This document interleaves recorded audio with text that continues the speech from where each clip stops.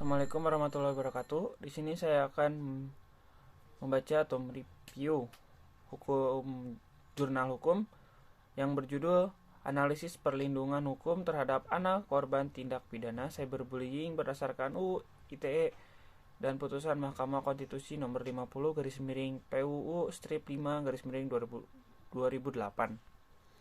Cyberbullying merupakan kejahatan berupa penghinaan, pelecehan, intimidasi, atau ancaman yang dilakukan melalui dunia teknologi dan informasi. Permasalahan mengenai perlindungan hukum terhadap anak korban cyberbullying yang mana memiliki akibat atau risiko yang lebih besar tumbuh kembang anak.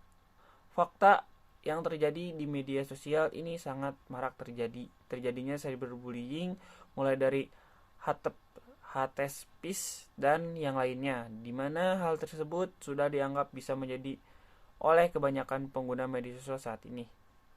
Dengan kurang jelasnya peraturan perundang-undangan yang dapat dijadikan sebagai wadah perlindungan hukum terdapat korban tindak pidana cyberbullying khususnya anak yang termuat dalam Undang-Undang Informasi dan Transaksi Elektronik dan putusan Mahkamah Konstitusi nomor 50 garis miring PUU strip 5 garis miring 2008. Perlindungan hukum terhadap anak korban cyberbullying menjadi hal yang sangat penting sebab dapat mengurangi penderitaan korban kejahatan tersebut.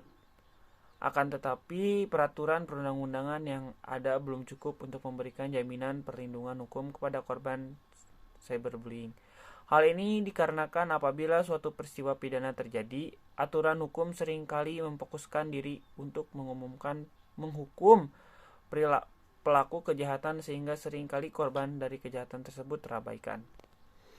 Pentingnya peraturan yang jelas mengenai perlindungan hukum terkait tindak pidana cyberbullying guna memberikan perlindungan hukum yang tepat bagi korban khususnya anak.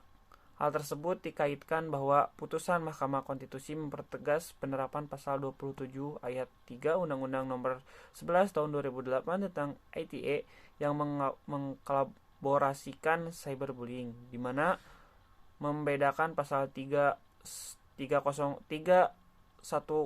KUHP yang bersifat limitatif secara teritori, berlakunya yurisdiksional dan media yang digunakan.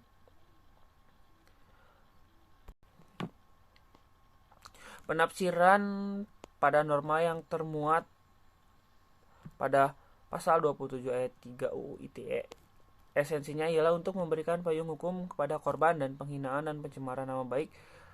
Namun dalam kaitannya untuk melindungi secara komprehensif masih perlu pembentukan undang-undang yang harus mengatur tentang kejahatan cyber. Kesimpulannya, gunakanlah internet sebaik mungkin, jangan sampai menjadi tindak pidana karena mengganggu orang atau sampai melecehkan orang lain, karena itu kejahatan yang sangat tidak terpuji.